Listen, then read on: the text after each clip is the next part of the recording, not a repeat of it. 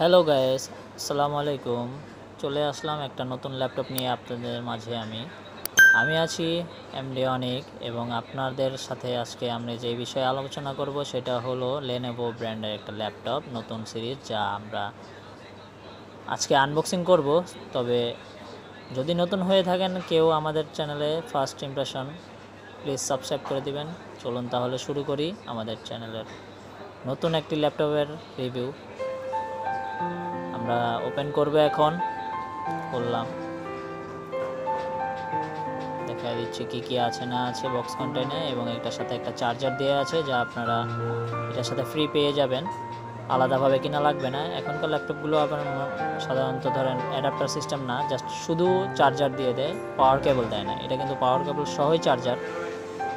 এবং দেখতেছেন আমাদের ল্যাপটপটা, খুলে ফেলি।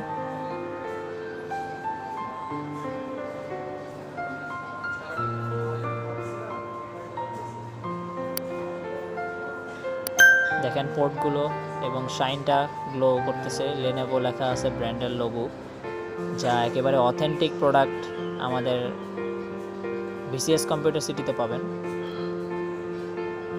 আসুন আমরা ওপেন করি এখন। দেখেন জিনিসটার